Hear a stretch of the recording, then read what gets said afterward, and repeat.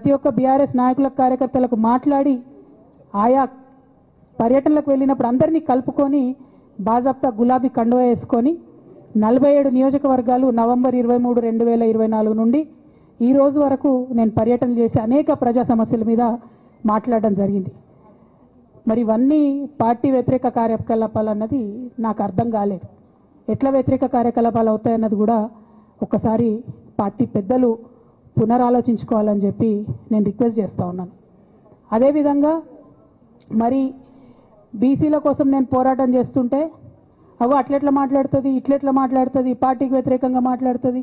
అరే నేను కాంగ్రెస్ పెద్దల మీద ఒత్తిడి తీసుకొస్తుంటే బీసీలకు 42% అమలు చేయాలంటే ఏది పడితే అది చిల్వల్ పల్వల్గా నా మీద రాపించడం, ప్రచారం చేయడం, చాలా దారుణమైనటువంటి పనులు పార్టీలో ఉన్నటువంటి కొందరు పని కట్టుకొని కత్తి కట్టుకొని నా మీద చేయడం జరిగింది. అట్లానే నేను ఒక మాట ఏమన్నా, సామాజిక తెలంగాణ సాధన కోసం నేను కట్టుబడి ఉన్నా అన్న. దానిలో తప్పేముంది?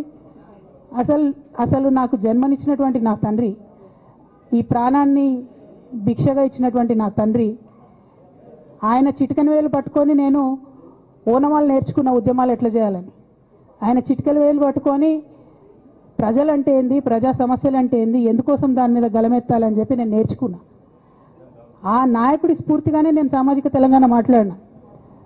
భారతదేశం మొత్తంలో ఇన్ని రాష్ట్రాల్లో ముఖ్యమంత్రులు అయితే 75 ఏళ్ళ స్వతంత్ర భారతదేశం, 79 ఏళ్ళు స్వతంత్ర భారతదేశంలో దళితులకి 3 ఎకరాల భూమి ఇస్తా అని చెప్పినటువంటి ఏకైక గొప్ప నాయకుడు కేసీఆర్ గారు. ఆయన దగ్గర నుంచే కదా నేను సామాజిక తెలంగాణ ఎజెండా నేర్చుకున్నది.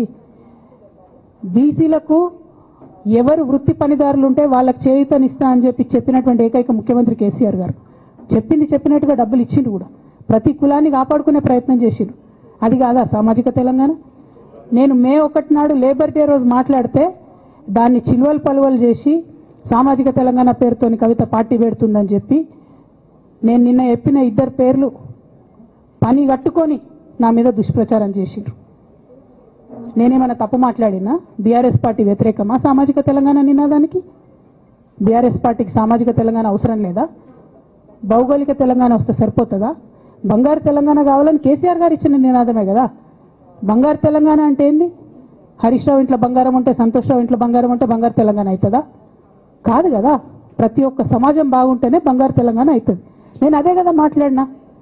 దానికి ఇష్టం వచ్చినట్టు నా మీద స్టోరీ లేపిస్తే నేను భవన్లో పోయి కూర్చొని బాజాప్తా, ఎక్కడో కాదు, బయట ప్రెస్ మీట్ పెట్టలేదు, ఏ ప్రెస్ క్లబ్లో పెట్టలేదు, డైరెక్ట్గా తెలంగాణ భవన్, నా ఆఫీస్ అండి, నా పార్టీ భవన్లో పోయి కూర్చొని నేనేం చెప్పినా, నా మీద కుట్రలు జరుగుతున్నది, నా మీద విషప్రచారం జరుగుతున్నది అని చెప్పిన. నేను రామన్నను బుజ్జగించి గడ్డం పట్టుకొని అడుగుతా ఉన్నా, అన్న నీ చెల్లెని, ఒక మహిళా ఎమ్మెల్సీని మన పార్టీ ఆఫీస్లో కూర్చొని నా మీద కుట్రలు జరుగుతున్నాయని నేనంటే మీరు వర్కింగ్ ప్రెసిడెంట్గా ఉన్నారన్నా, ఫోన్ చేయరా అన్న నాకు? ఏమైంది బేటా, ఎందుకు బాధపడుతున్నావు అని ఫోన్ చేయరా? ఇది ఎప్పుడు జరిగిన ఇన్సిడెంటు? లేక లీక్ కాకముందు, నేను నా కొడుకు గ్రాడ్యుయేషన్కి అమెరికా పోకముందు, అంతకుముందే. మరి మీరు వర్కింగ్ ప్రెసిడెంట్ కదన్నా, నేను పార్టీ ఎమ్మెల్సీని కదా. చెల్లెలు అన్న బంధుత్వాలు పక్కన పెడదాం ఒక్క నిమిషం. ప్రొఫెషనల్ సెటప్లో ఒక పొలిటికల్ పార్టీలో ఒక మహిళా ఎమ్మెల్సీ భవన్లో కూర్చొని నా మీద కుట్రలు జరుగుతున్నాయంటే మీరు మాట్లాడినరా అన్న? 103 రోజులు అయిపోయిందన్న ఇయ్యాలటికి, ఒక్క మాట మాట్లాడినరా? కేసీఆర్ గారు దగ్గర నుంచి కమ్యూనికేషన్ రావాలని నేను ఎక్స్పెక్ట్ చేయలే. వారు పెద్దవారు, వారికి అనేకమైన పనులు ఉంటాయి. మొత్తం పార్టీని ఇప్పుడు పునర్నిర్మించుకోవాల్సిన అవసరం ఉంది. తెలంగాణకు జరుగుతున్నటువంటి అన్యాయాన్ని వారు ఎప్పటికప్పుడు దిశానిర్దేశం చేయాల్సిన అవసరం ఉంది. కానీ వర్కింగ్ ప్రెసిడెంట్ గారి దగ్గర నుంచి ఫోన్ రాకపోవడం మాత్రం ఒక మాట అనిపించింది నాకు. నేను కేసీఆర్ గారి బిడ్డను, నేను కూర్చొని ప్రెస్ మీట్ పెడితేనే రెస్పాన్స్ రాలేదంటే మరి ఇంకో మామూలు మహిళా కార్యకర్తకు బీఆర్ఎస్ పార్టీలో మన అన్యాయం జరిగితే రెస్పాన్స్ వస్తుందా? నాకైతే అనిపించలేదు. వస్తుందేమో నాకు తెలియదు. కానీ నేను ఒక మాటకు నాకు సంతోషం అనిపించింది.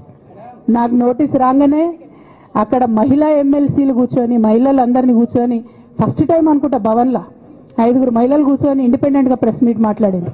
చాలా సంతోషం. ఇటువంటి అంతర్గత ప్రజాస్వామ్యం రావాలనే నేను కోరుకున్నా. మహిళలకు, ఎస్సీలకు, ఎస్టీలకు, బహుజనులకు కోటరీల అడ్డంకులు లేకుండా యాక్సెస్ రావాలి. అది మైక్కి యాక్సెస్ రావాలి, బాస్కి యాక్సెస్ రావాలనే నేను అనుకున్నా అది జరిగింది, చాలా సంతోషం. నన్ను సస్పెండ్ చేసినాక అయినా పర్లేదు, కానీ జరిగింది. నిన్న మహిళలందరూ కూర్చొని మాట్లాడారు. నేనేమంటున్నా అంటే కేసీఆర్ గారు, కేటీఆర్ గారు, నేను, మా కుటుంబం, మాది రక్త సంబంధం.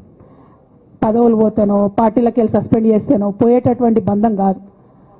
కానీ ఎవరైతే వెస్టెడ్ ఇంట్రెస్ట్ ఉన్న పార్టీలు ఉంటారో, పార్టీలో ఉండి కేవలం డబ్బు సంపాదించుకోవాలనేటటువంటి ఒక ఆలోచనతో, వ్యక్తిగత లబ్ధి పొందాలనేటటువంటి ఆలోచనతో ఉన్నటువంటి వ్యక్తులు, వాళ్ళకి కావాల్సింది ఏంది? మేము ముగ్గురు